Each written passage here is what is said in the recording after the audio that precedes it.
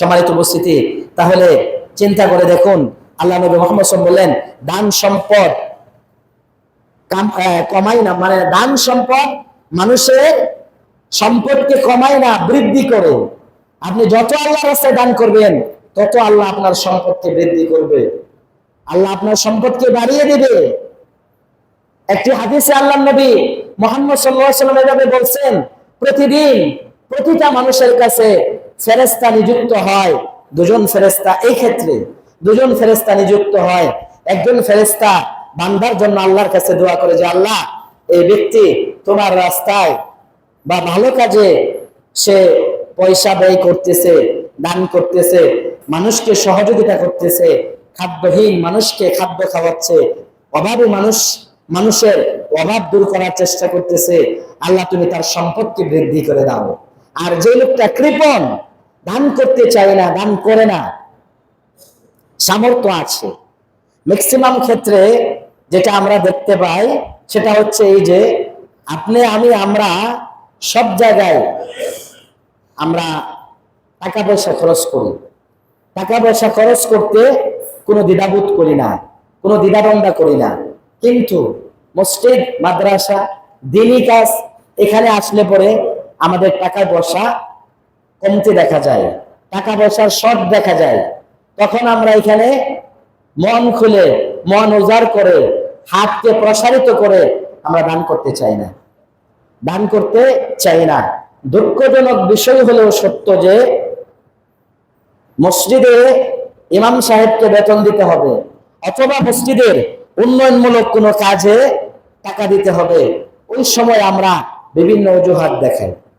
বিভিন্ন অজুহাত দেখাই, আল্লাহ মাফ করো। আল্লাহর সেই বান্দাই কিন্তু প্রতিদিন দেখা গেছে যে শুধুমাত্র ধোঁয়া আর কিছুই না। এটা হতে পারে বিড়ি, এটা হতে পারে সিগারেট, এটা হতে পারে অন্য কোনো নেশাদার দ্রব্য। এগুলো খেয়ে প্রতিদিন সে অনেক টাকা ক্ষয় করতেছে, অনেক টাকা নষ্ট করতেছে। তার শরীরে একবারও খারাপ লাগে না, তার মনে কোনো কষ্ট লাগে না, মনে কোনো প্রশ্ন জাগে না যে আমি কোন পথে টাকাটা খরচ করতেছি, খাচ্ছি হারাম জিনিস, এখানে আমি টাকা খরচ করতেছি। আর আল্লাহর ঘরে দেওয়ার পথে, আল্লাহর ঘরে দেওয়ার সময় যত ধরনের অজুহাত, যত ধরনের সমস্যা আমাদেরকে দেখায়, এটাই বাস্তব, এটাই বাস্তব। ইল্লা মাশাআল্লাহ, সমাজে দু একজন ব্যতীত ম্যাক্সিমাম মানুষের ঘরে, ম্যাক্সিমাম হয়তো বা দু একজনের ঘরে নেই। টিভি আছে, ডিশ লাইন আছে, ওয়াইফাই আছে। আপনি প্রত্যেক মাসে ডিশ লাইনের বিল দিচ্ছেন 200-300 টাকা করে, ওয়াইফাই এর বিল দিচ্ছেন 500-1000 টাকা করে। ওইখানে আপনার কোনো কষ্ট হয় না, ওইখানে আপনার মনে কোনো প্রশ্ন জাগে না। যখনই ভালো কাজে দিতে চান, ভালো কাজ এটা মসজিদ মাদ্রাসার বাহিরেও হতে পারে, আপনি আপনার আত্মীয় স্বজনকে দিবেন, তখন দেখা যাচ্ছে ভাইকে দিবেন, বোনকে দিবেন, বাবা মাকে দিবেন।